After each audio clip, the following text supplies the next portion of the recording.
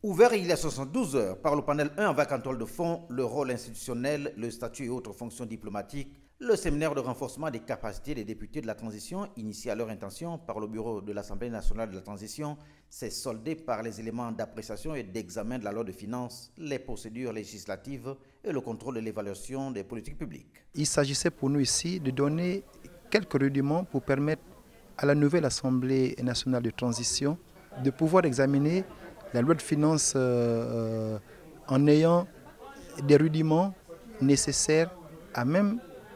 de discuter avec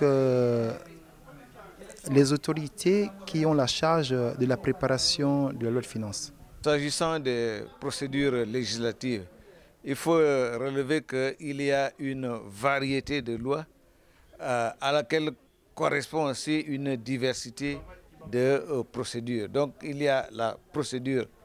ordinaire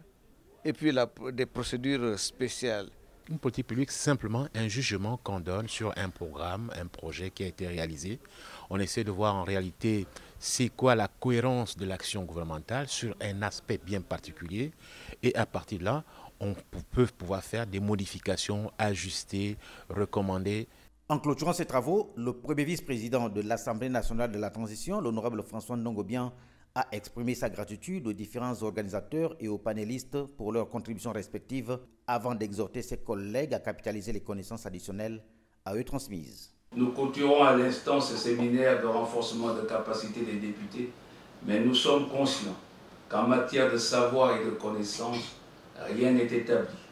ni définitif, surtout lorsqu'on a la lourde charge de voter la loi dans une période de transition.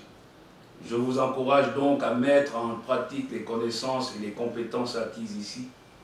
à poursuivre votre développement personnel et à continuer à travailler ensemble pour un Gabon meilleur. A noter que ce premier atelier parlementaire sous l'air transitoire participe de la volonté du bureau de l'Assemblée nationale de la transition dirigé par l'honorable Jean-François Ndongo de doter notre pays d'institutions fortes dont l'Assemblée nationale, conformément aux objectifs des responsables du CTRI, le comité de transition pour la restauration des institutions.